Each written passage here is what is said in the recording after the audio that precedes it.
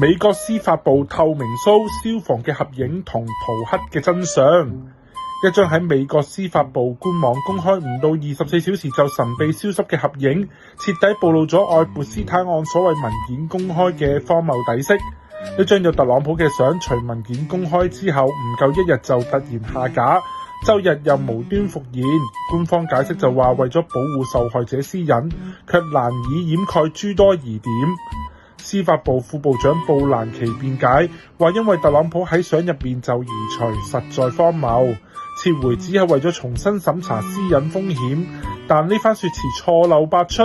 如果真係涉及私隱，一開始點解會公開？同期公開嘅克林頓泳池相、熱水浴相全程冇下架，唯獨有特朗普嘅呢張要搞特殊對待。呢種差別對待令質疑聲不絕於耳。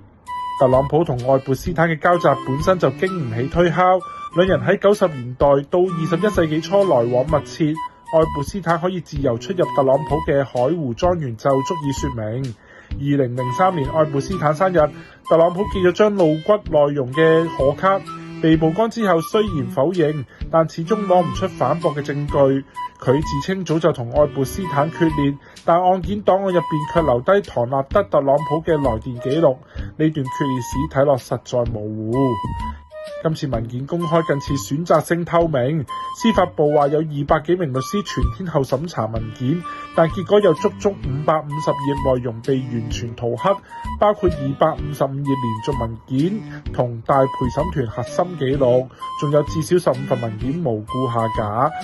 根據法律規定，塗黑嘅內容只可以針對受害者私隱，絕對唔可以因為政治敏感或者怕損害名譽就隱瞞。但實際操作入邊，特朗普嘅相關信息大多被淡化，克林頓嘅相關內容反而大量曝光。民主黨議員直斥呢個根本就係愚弄公眾。更值得玩味嘅係，特朗普曾經承諾全面公開文件，佢任命嘅司法部長邦迪亦都曾經暗示客戶名單已經準備就緒，後來卻改口話冇所謂嘅客戶名單，直到國會施壓先至履行承諾。呢種前後反轉，再加埋今次嘅相片風波，就算係共和黨嘅支持者都出現咗分歧，受害者群體更直言被司法系統出賣咗。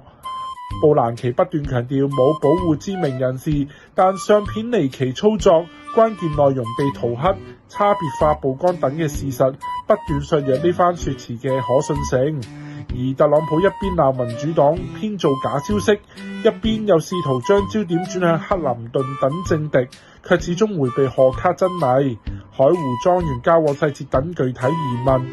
至於之後會唔會有更多細節曝光，被塗黑嘅部分到底係為咗保護私隱，定係另有隱情，我哋就拭目以待啦。